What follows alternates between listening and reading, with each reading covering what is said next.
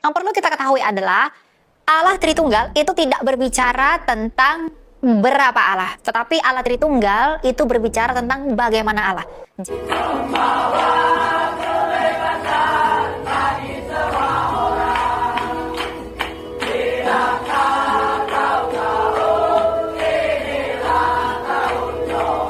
Pada video ini, pada kesempatan ini, kita akan bahas mengenai Allah Tritunggal.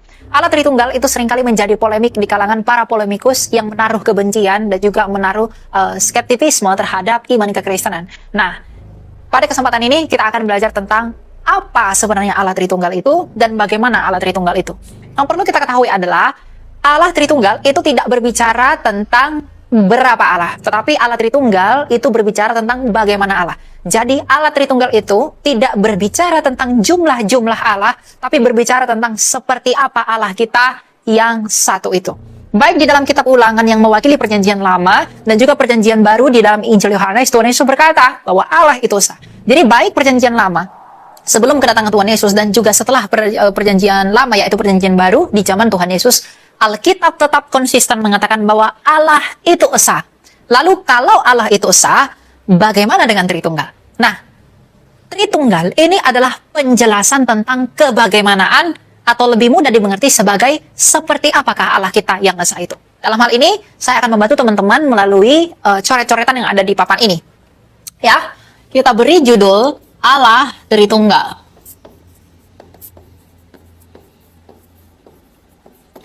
Nah, sebelum kita membuat ilustrasi, kita harus tahu prinsipnya dulu. Semua ilustrasi yang akan saya jelaskan di sini, itu didasarkan pada ayat-ayat kitab suci. Kita berangkat dari ayat yang pertama, yaitu 1 Korintus 8 ayat 6 dan 7. Dikatakan di sana, bagi kita hanya ada satu Allah saja, yaitu Bapa. Jadi dalam Alkitab dijelaskan bahwa memang hanya ada satu Allah saja. Jadi kita buat di sini, Allah yang esa, di dalam 1 Korintus 8 ayat 6 tadi adalah Sang Bapa. Nah, diberi istilah Bapa. Mengapa ia disebut Bapa? Dia disebut Bapa yang pertama karena dia adalah sumber segala sesuatu. Ia tak kelihatan, ia transenden, dan dia yang memenuhi segala sesuatu. Jadi Allah yang esa itu adalah Sang Bapa yang tidak pernah dilihat dan juga yang tidak terbatas oleh ruang dan waktu. Itulah Allah yang esa itu, yaitu Sang Bapa. Lalu dikatakan kita memiliki satu Tuhan, yaitu Yesus Kristus. Sebelum memahami Yesus Kristus yang adalah bagian dari Kristologi, kita akan berbicara tentang Tritunggal dulu. Kalau dalam 1 Korintus 8 ayat 6 dikatakan, bagi kita hanya ada satu Allah saja, yaitu Sang Bapa. Nah, sekarang dikatakan, kalau Allah yang esa itu adalah Sang Bapa, nah, Sang Bapa ini di dalam dirinya, dia memiliki yang disebut sebagai firman. Atau dalam bahasa Yunani disebut dengan logos. Kalau kita lihat di dalam Injil Yohanes 1 ayat 1 dikatakan pada mulanya adalah firman, firman itu bersama-sama dengan Allah Sang Bapa dan firman itu adalah Allah. Jadi Allah yang esa adalah Sang Bapa. Tetapi di dalam diri Sang Bapa, dia memiliki firman yang oleh firman itu dia menjadikan segala sesuatu. Makanya di dalam kitab Kejadian 1 ayat 3 dikatakan, berfirmanlah Allah, jadilah terang. Berfirman itu adalah kata kerja. Kata bendanya adalah firman. Sama seperti orang bersepeda. Kalau dia bersepeda berarti dia bekerja dengan sepeda, tetapi kata bendanya adalah sepeda. Jadi kalau dikatakan berfirmanlah Allah jadilah terang, berarti Allah Sang Bapa menjadikan terang oleh firman yang ada di dalam dia. Makanya di dalam Yohanes 1 ayat 3 dikatakan demikian. Ya. Segala sesuatu dijadikan melalui firman, dan tanpa firman tidak ada suatu pun yang telah jadi dari segala yang telah dijadikan. Jadi dengan jelas Injil Yohanes mengatakan bahwa tanpa firman yang di dalam Bapa, Bapa ini tidak menjadikan segala sesuatu. Artinya Sang Bapa menjadikan manusia, menjadikan bumi, langit serta isinya, itu adalah oleh firman-Nya yang ada di dalam dia sejak kekal. Nah, firman ini juga bisa dipahami sebagai logos atau ilmu atau kecerdasan atau pikirannya Sang Bapa itu sendiri. Nah, selain memiliki firman, Sang Bapa ini juga memiliki roh. Yang oleh roh ini, dia menghidupi segala sesuatu. Kalau kita baca dalam Ayub 33 ayat 4 dikatakan bahwa roh Allah yang membuat aku hidup. Makanya ketika manusia di dalam kitab Bereshit Kejadian, ketika manusia itu dicipta menurut gambar dan rupa Allah, kemudian Allah menghembuskan nafasnya kepada manusia itu agar manusia itu hidup. Dan di dalam Kejadian 1 ayat 2 dikatakan roh Allah melayang-layang di atas permukaan air. Tentu melayang-melayang di sana tidak dipahami seperti layangan, tetapi punya makna lain yang mungkin kita akan bahas di kesempatan berikutnya. Jadi, Allah yang Esa adalah Sang Bapa yang memiliki firman dan roh. Jadi Bapa, firman-Nya sendiri, rohnya sendiri, itulah Tritunggal. Jadi Bapa, firman, dan rohnya sendiri, itulah Tritunggal. Tapi lebih jauh, kalau kita lihat di dalam Alkitab, bahwa firman ini sering disebut anak. Kenapa firman itu disebut anak? Karena ingat, firman ini sudah sejak kekal berada di dalam Bapa. Pikiran Bapa itu tidak pernah keluar, tidak pernah ada di luar Bapa. Pikiran atau firman Bapa itu selalu ada di dalam diri Bapa. Dan ketika firman ini datang menjadi manusia, atau ketika firman ini keluar dari Bapa seolah-olah diperanakkan, maka disebut sebagai anak. Atau dengan kata lain kita bisa menyebutnya dengan Bapa, Anak, dan Roh Kudus. Jadi Bapa, Anak atau firman-Nya sendiri, dan Roh Kudus yang adalah rohnya sendiri, inilah Tritunggal itu.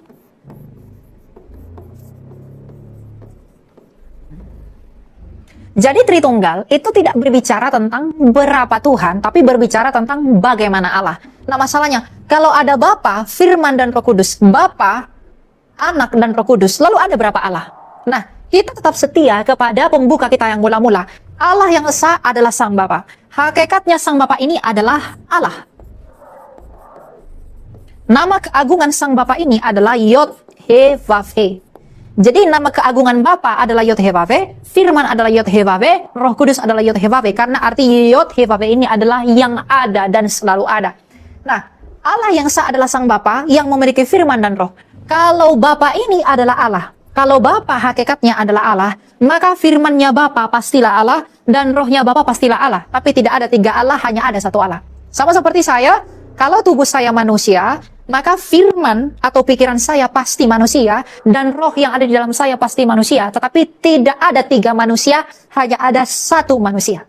Jadi kalau Bapa itu adalah Allah yang Esa itu, maka firman yang di dalam Bapa dan rohnya yang di dalam Bapa pastilah Allah. Tapi tidak ada tiga Allah, hanya ada satu Allah.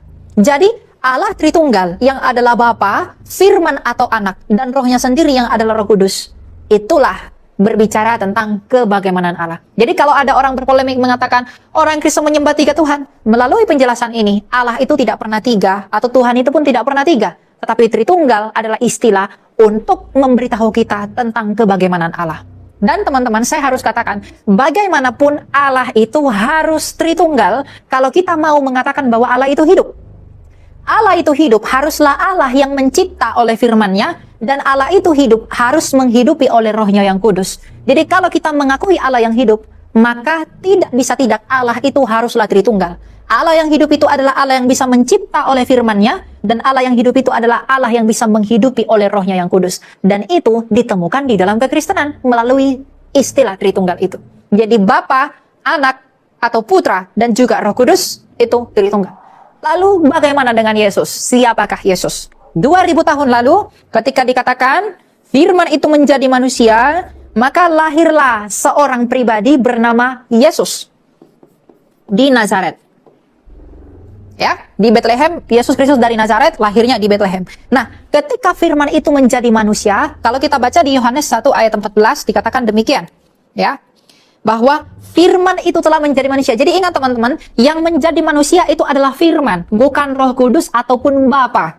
Tapi yang menjadi manusia adalah firman. Firman itu telah menjadi manusia, lalu dan tinggal di antara kita, dan kita telah melihat kemuliaannya, yaitu kemuliaan sebagai anak tunggal Bapa, penuh anugerah dan kebenaran. Jadi, firman ini di dalam Injil Yohanes disebut dengan istilah anak tunggal Bapa. Makanya, Bapa, Firman, dan Roh Kudus itu juga dapat disebut Bapa, Anak, dan Roh Kudus. Nah, ketika firman menjadi manusia, dia berinkarnasi. Inkarnasi itu artinya apa? In dan karni. In itu di dalam, karni itu daging. Karnivora, pemakan daging. Jadi inkarni artinya firman itu menjadi daging.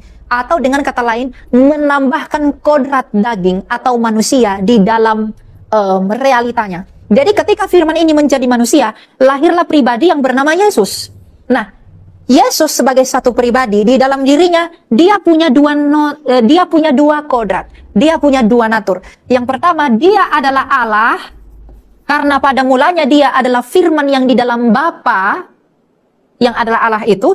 Lalu dia adalah manusia, karena dia mengambil kemanusiaannya, darah dan dagingnya dari Bunda Maria. Ya, jadi Yesus itu adalah firman Allah yang menjadi manusia. Makanya dalam konsili iman kita percaya bahwa Yesus itu memiliki dua kodrat. Yaitu dia punya kodrat keilahian karena dia adalah firman Allah, tapi juga dia memiliki kodrat insani karena dia menambahkan kemanusiaan di dalam dirinya. Jadi Yesus adalah firman Allah yang menjadi manusia. Namun di sisi lain, mengapa kita menyembah Yesus? Jawabannya simple. Karena Yesus adalah firman yang satu dan sejak kekal sudah ada di dalam Bapa itu sendiri, yang adalah Allah. Jadi ketika kita menyembah Yesus yang adalah firman Allah, kita menyembah Roh Kudus yang adalah Roh Allah, kita menyembah Bapa yang adalah Allah itu sendiri, maka kita sedang menyembah Allah itu sepenuhnya.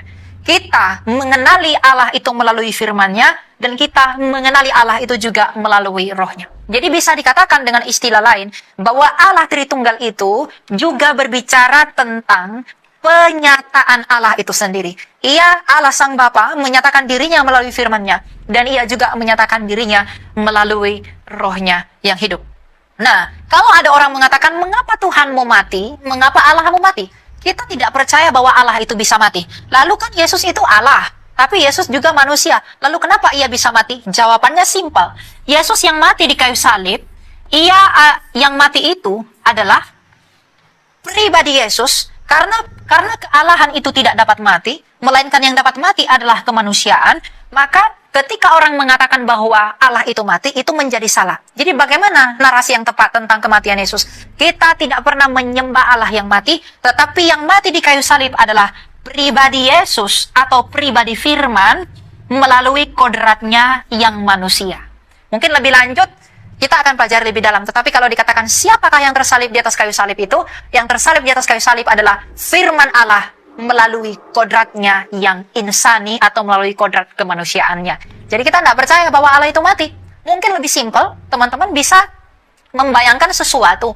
Ketika iman lain percaya firman Allah jadi buku, kemudian ketika buku itu terbakar, apakah firman Allah itu terbakar juga? Tentu tidak. Nah, ketika firman Allah menjadi manusia, apakah keilahian Tuhan Yesus itu juga mati?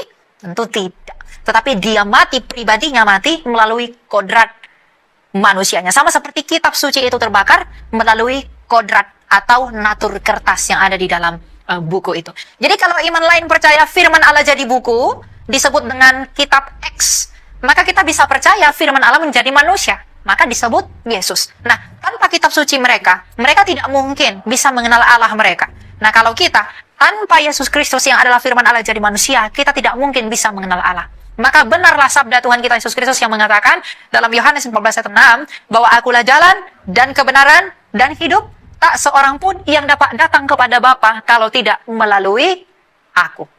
Artinya di luar Yesus yang adalah firman-Nya Bapa, kita tidak mungkin mengenali Bapa ini. Karena kita bisa mengenal Bapa itu melalui firman-Nya yang menyatakan siapa Bapa itu yang keluar dari Bapa. Makanya Tuhan Yesus berkata, aku datang dan keluar dari Bapa. Jadi Tuhan Yesus itulah penyataan Allah itu. Tuhan Yesus itulah yang memberitahu misteri Allah itu.